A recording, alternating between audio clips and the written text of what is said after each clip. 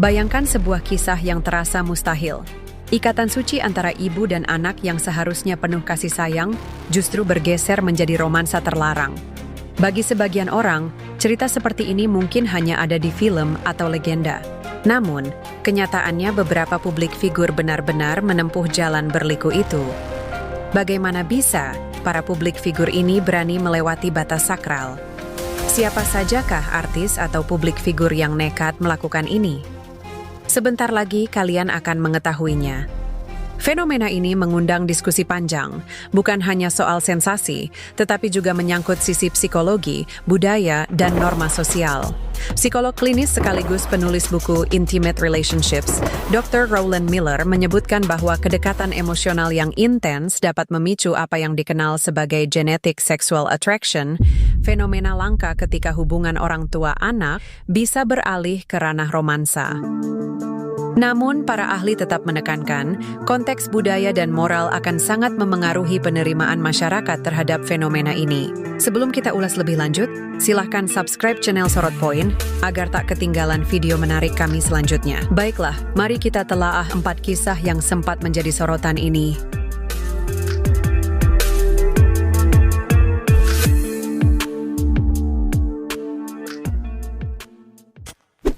Marina Balmasheva.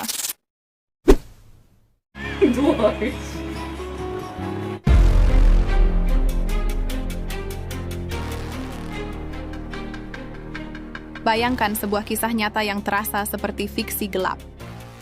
Seorang perempuan Rusia bernama Marina Balmasheva, selebgram dengan ratusan ribu pengikut, meninggalkan suami sahnya demi menikahi anak tirinya sendiri, Vladimir. Kisah ini menghebohkan dunia, memunculkan pertanyaan besar tentang batas cinta, moral, dan rasa hormat terhadap keluarga. Marina menikah dengan Alexei Shafirin, lalu bersama-sama mengadopsi 5 anak, termasuk Vladimir sejak usia 7 tahun. Selama bertahun-tahun publik melihatnya sebagai seorang ibu angkat, namun ketika Vladimir beranjak dewasa, hubungan mereka berubah arah.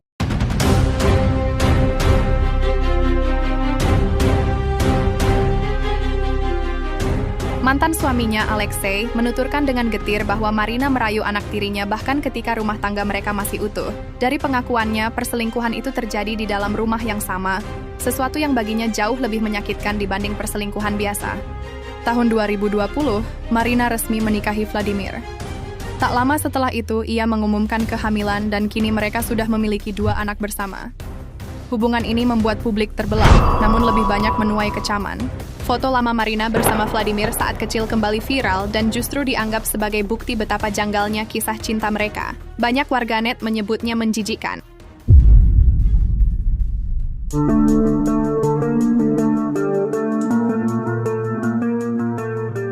Karena seorang ibu seharusnya menjadi pelindung, bukan pasangan.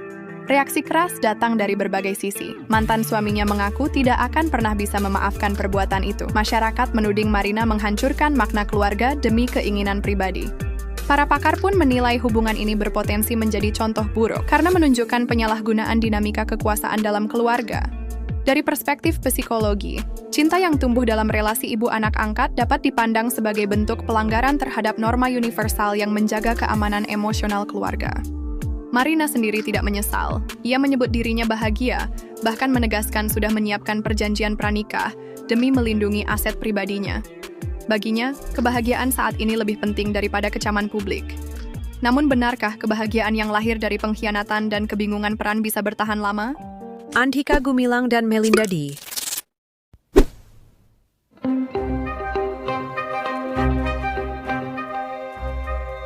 Andhika Gumilang adalah aktor dan model asal Indonesia. Ia mulai dikenal publik lewat iklan rokok yang dibintanginya, lalu menjadi pembawa acara program Be a Man angkatan kedua.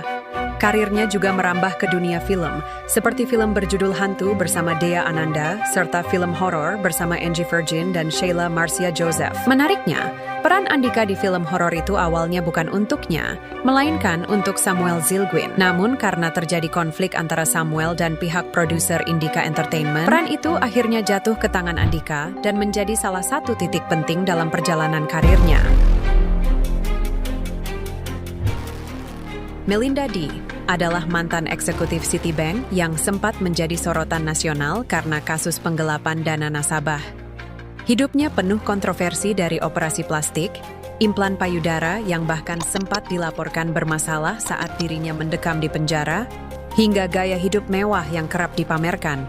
Kedekatan Melinda dengan Andika awalnya dianggap wajar karena hubungan keluarga. Namun, hubungan itu perlahan berubah menjadi romansa yang sulit diterima akal sehat. Pernikahan siri mereka terungkap dan seketika menjadi topik panas. Publik menilai langkah tersebut tidak hanya melanggar norma sosial, tetapi juga mengaburkan peran ibu dan anak yang seharusnya penuh kasih sayang.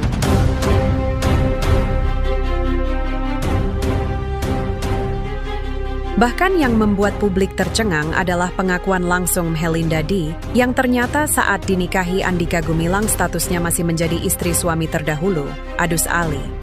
Menurut Melinda, proses perceraian berlangsung dari 2007. Belum putus dengan suami Adus Ali, masih dalam proses di pengadilan, kata Melinda di depan Majelis Hakim Yonisman saat bersaksi untuk Andika di PN Jakarta Selatan. Hanya saja, kata Melinda, dirinya telah ditalak oleh Adus Ali sejak 2007. Sehingga saat dinikahi Andika pada 15 Desember 2009, menurut Melinda dirinya telah sah untuk menikah lagi secara hukum agama. Masalah pelik bertubi-tubi datang. Andika Gumilang dan Melinda sempat mendekam di dalam penjara. Berawal dari Melinda D yang ditangkap polisi karena kasus penggelapan dana nasabah sebesar 17 miliar. Andika mulanya diperiksa sebagai saksi. Namun statusnya dinaikkan jadi tersangka dan divonis hukuman penjara setelah terbukti bersalah. Masalah lain datang, Melinda D mengalami stroke ringan pada bulan Mei 2014 saat berada di LP Wanita Sukamiskin yang ditandai dengan bibir kanan miring dan mata bengkak. Ia kemudian dirawat di RS Boromeus Bandung selama 3 hari. Nama keduanya tenggelam seiring kasus hukum Melinda dan hilangnya pamor Andika di dunia hiburan. Mereka lebih sering menjadi bahan gunjingan ketimbang panutan. Bagi masyarakat, pernikahan ini dianggap keputusan nekat yang justru menghancurkan reputasi keduanya. Banyak komentar pedas bermunculan, terutama dari warganet yang menyindir bahwa Andika lebih memilih jalan pintas ketimbang berusaha membangun karier mandiri. Ada yang menulis dengan nada sinis, apa bedanya anak angkat dan pasangan hidup jika batas itu dengan mudah dihapuskan demi nafsu sesaat? Orang-orang terdekat pun dibuat heran. Bagaimana mungkin hubungan seorang ibu angkat bisa berubah menjadi ikatan suami istri? Sebagian menyebutnya contoh nyata bagaimana godaan glamor, ketidakstabilan, dan kegagalan mengendalikan diri dapat menjerumuskan seseorang ke jalan yang tak wajar. Alih-alih dikenang sebagai artis dan pebisnis, mereka meninggalkan jejak yang lebih dekat pada aib sosial. Kisah ini seakan menjadi pelajaran pahit bahwa pilihan nekat bisa menghapus nama baik. Norma keluarga yang seharusnya dijaga justru dipatahkan demi keputusan yang akhirnya membuat keduanya menghilang bak di telan bumi.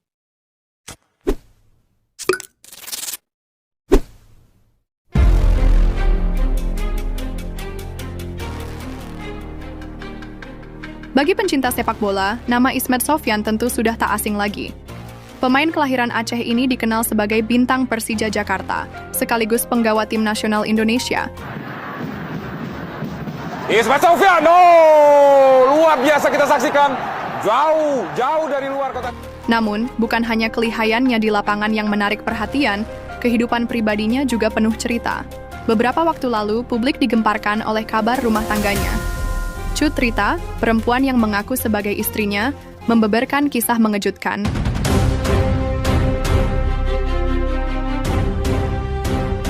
Ia menyebut sang suami pernah berselingkuh hingga 4 kali.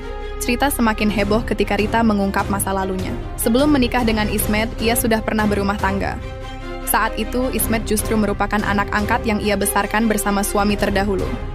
Karena merasa Ismet berasal dari keluarga sederhana, mereka pun mengangkatnya sebagai anak. Namun, hubungan rumah tangga Rita pertama kandas, dan dari kedekatan dengan Ismet, benih cinta tumbuh hingga akhirnya mereka menikah dan pindah ke Jakarta. Sayangnya, pernikahan yang telah berjalan selama 16 tahun itu tak sepenuhnya bahagia. Rita menuding Ismet beberapa kali menjalin hubungan terlarang, bahkan dengan seorang model dan juga sepupunya sendiri. Meski berulang kali sakit hati, Rita mengaku tetap memberi maaf. Dalam sebuah acara televisi swasta, Rita berkata, dia minta maaf, bersumpah tidak akan mengulangi. Tapi di tahun 2011, dia selingkuh lagi, bahkan dengan sepupuku. Kisah asmara Ismet Sofyan ini pun menjadi sorotan, memperlihatkan sisi lain dari sang kapten Persija yang jarang diketahui publik. Nassar dan Muzdalifah.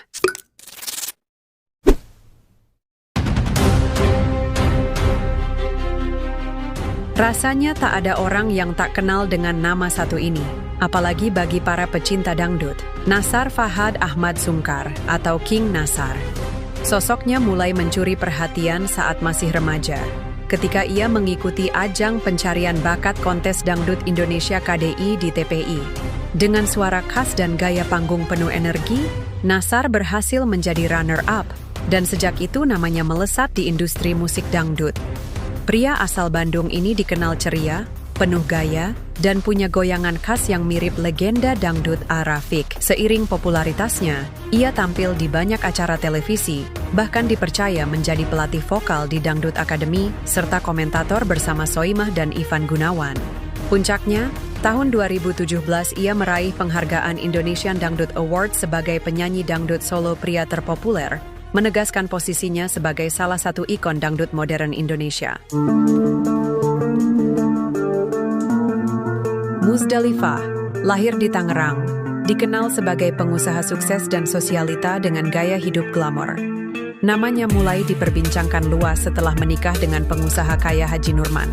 Muzdalifah mendapatkan warisan dari mendiang Haji Nurman, yaitu bisnis besi bekas dan rumah berlapis emas yang sempat viral karena luas dan megahnya. Dari warisan dan kerja keras, ia memiliki deretan aset bernilai fantastis. Kehidupannya yang penuh kemewahan membuat Muzdalifah kerap menjadi sorotan media dan publik, bukan hanya karena kekayaannya, tetapi juga karena sosoknya yang percaya diri dan terbuka.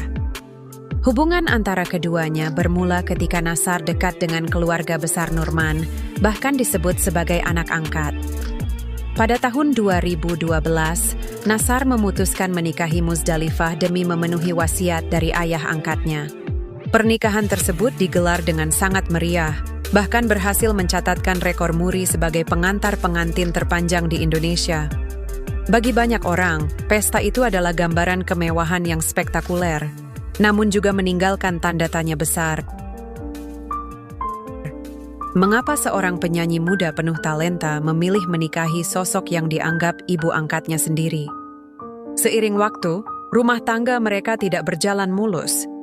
Nassar dan Muzdalifah sering menjadi bahan gosip. Warganet dengan cepat melabeli hubungan mereka sebagai keputusan yang lebih mirip kontrak sosial ketimbang cinta sejati.